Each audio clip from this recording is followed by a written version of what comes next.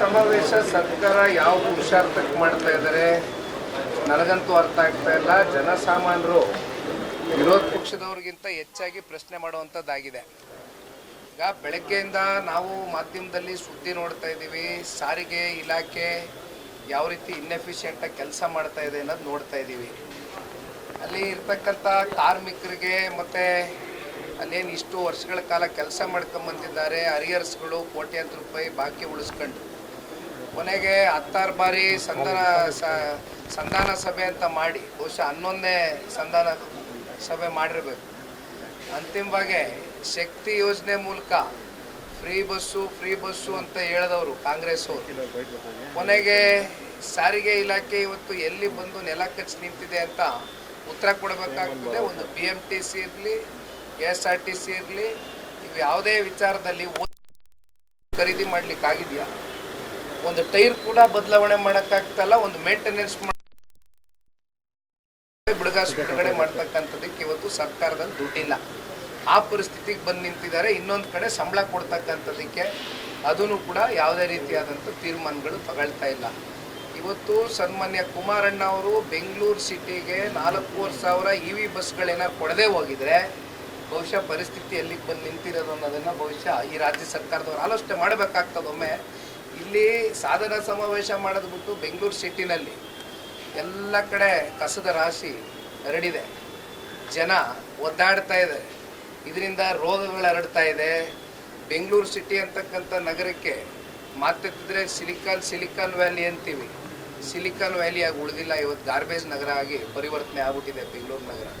ಇವೆಲ್ಲ ಮುಂದಿಟ್ಕೊಂಡು ಇವತ್ತು ಸಾಧನಾ ಸಮಾವೇಶ ಮಾಡ್ತಾ ಇದ್ದಾರೆ. ನನಗಂತೂ ಅರ್ಥ ಆಗ್ತಾ ಇದೆ. ಏನೋ ಪತ್ರಿಕೆಗಳಲ್ಲಿ ಮಾಧ್ಯಮಗಳಲ್ಲಿ ದೊಡ್ಡ ಜಾಹೀರಾತುಗಳು ಕೊಟ್ಕೊಂಡು ನಾನು ಮೊದಲನೇ ಬಾರಿ 5 ವರ್ಷ 4 ದಿನ ಮುಖ್ಯಮಂತ್ರಿಯಾಗಿ ಕೆಲಸ ಮಾಡಿದ್ದೆ, ಈಗ ದಿವಂಗತ ದೇವರಾಜ ಅರಸು ಅವರ ಮುಖ್ಯಮಂತ್ರಿ ಏನು ಭಾಳ ವರ್ಷಗಳು ರಾಜ್ಯದಲ್ಲಿ ಆಗಿದ್ರು, ಅವ್ರನ್ನೂ ಕೂಡ ಬೀಟ್ ಮಾಡಿ ನಾನು ಒಂದು ಹೆಜ್ಜೆ ಮುಂದೆ ಹೋಗ್ಬಿಟ್ಟಿದ್ದೀನಿ, ಚಾಂಪಿಯನ್ ಲೀಡ್ರು ಅಂತ ಮಾನ್ಯ ಮುಖ್ಯಮಂತ್ರಿಗಳೇನು ಪ್ರೊಜೆಕ್ಟ್ ಮಾಡ್ಕೊಳ್ತಾರೆ. ಎಷ್ಟು ದಿನ ನಾವು ಮುಖ್ಯಮಂತ್ರಿ ಕುರ್ಚಿಲಿ ಕೂತಿದ್ವಿ, ಎಷ್ಟು ದಿನ ಸರ್ಕಾರದಲ್ಲಿ ಆಡಳಿತದಲ್ಲಿ ಕೂತಿದ್ವಿ ಅಂತಕ್ಕಂಥದ್ದು ಮುಖ್ಯ ಅಲ್ಲ. ಬದಲಾಗಿ ಕೂತಂಥ ಸಂದರ್ಭದಲ್ಲಿ ಎಷ್ಟು ಜನರ ಜೀವನ ಬದಲಾವಣೆ ಮಾಡಿದ್ದೀರಿ, ಎಷ್ಟು ಜನರ ಜೀವನ ಹಸನಗೊಳಿಸಿದ್ದೀರಿ ಅಂತಕ್ಕಂಥದ್ದು ಚರ್ಚೆ ಆಗಬೇಕಾಗಿದೆ. ಆದರೆ ಸಾಧನಾ ಸಮಾವೇಶ ಕೇವಲ ಸರ್ಕಾರದ ದುಡ್ಡಲ್ಲಿ ಇವತ್ತು ಮೋಜು ಮಸ್ತಿಗೆ ನಾವು ಕಟ್ತಾ ಇರ್ತಕ್ಕಂಥ ತೆರಿಗೆ ಹಣದ ಮೂಲಕ ಮೋಜು ಮಸ್ತಿ ಮಾಡ್ಕೊಂಡು ಕೂತಿದ್ದಾರೆ ಹೊರತುಪಡಿಸಿ ಇದರಿಂದ ಯಾರು ಹೊಟ್ಟೆನೂ ತುಂಬ್ತಾ ಇಲ್ಲ.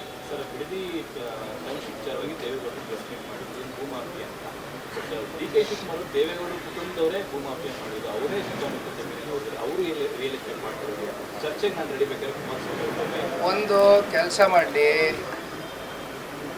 ನಾವು ಎಲ್ಲೆಲ್ಲಿ ಜಮೀನು ಹೊಂದಿದ್ದೀವಿ ತೆಗಿಸ್ಲಿ, ಸರ್ಕಾರ ಅವ್ರದ್ದೇ ಅಲ್ವಾ. ಈಗ ಕುಮಾರಣ್ಣ ಅವರು 85ನೇ ಇಸ್ವಿನಲ್ಲಿ ಸಿನಿಮಾ ಹಂಚಿಕೆದಾರರಾಗಿ ಬಂದಂಥ ದುಡ್ಡಲ್ಲಿ ಖರೀದಿ ಮಾಡಿದಂಥ ಕೇತ್ಗನಹಳ್ಳಿ ಜಮೀನಿಗೆ ಬಂದು ಮುತ್ಗೋಲ್ ಹಾಕ್ಕೊಂಡು SIT ರಚನೆ ಮಾಡಿ ಯಾವ ರೀತಿ ತನಿಖೆ ಮಾಡಿ ಎಲ್ಲರೂ ಮಾಡಿ ಆಗೋಗಿದೆ.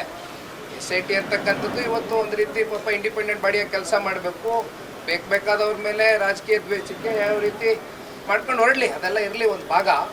ಆದರೆ ಬಂದು ಕುಮಾರಣ್ಣ ಅವರು ಭಾಳ ಸ್ಪಷ್ಟವಾಗಿ ಪ್ರೆಸ್ ಮೀಟಲ್ಲಿ ಹೇಳಿದ್ದಾರೆ, ಅವರು ಮೊದಲನೇ ಬಾರಿ ಮುಖ್ಯಮಂತ್ರಿ ಆಗಿದ್ದಾಗ ಕುಮಾರಣ್ಣ ಅವರು 4 ಭಾಗದಲ್ಲಿ ಬೆಂಗಳೂರು ನಗರ ಭಾಳ ದೊಡ್ಡದಾಗಿ ಬೆಳೀತಾ ಇದೆ, ಉಪನಗರಗಳಾಗಿ ಪರಿವರ್ತನೆ ಆಗಬೇಕು.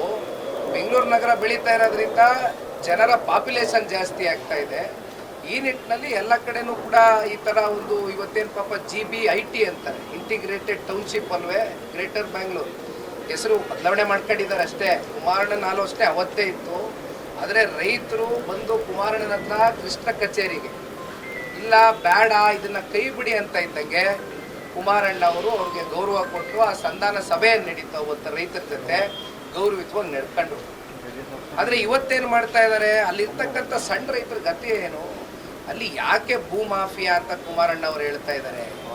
ಇಲ್ಲಿ ರಿಯಲ್ ಎಸ್ಟೇಟು ದಂಧೆಕೋರರು, ಕಮಿಷನ್ ಏಜೆಂಟ್ಗಳು, ಇಲ್ಲಿ ಮುಂದೊಂದು ದಿನ ಅಕ್ವಿಸಿಷನ್ ಆಗೋಗುತ್ತೆ, 10 ರೂಪಾಯಿ ಕೊಟ್ಟಿದ್ದು 1000 ರೂಪಾಯಿ ಸಿಗುತ್ತೆ ಅಂತಕ್ಕಂಥದ್ದು ಒಳಗಡೆ ಈಗ ನಡೆಸ್ತಾ ಇದ್ದಾರಲ್ಲ ಬೆಂಗಳೂರು ಉಸ್ತುವಾರಿ ಮಂತ್ರಿಗಳು, ಅವರ ಪಟಾಳಂಗಳು ಯಾರ್ಯಾರ್ದೋ ಬೇನಾಮಿ ಹೆಸರುಗಳಲ್ಲಿ ಹಾಕೊಂಡು ಕೂತಿದ್ದಾರಲ್ಲ ಬೇಲಿ.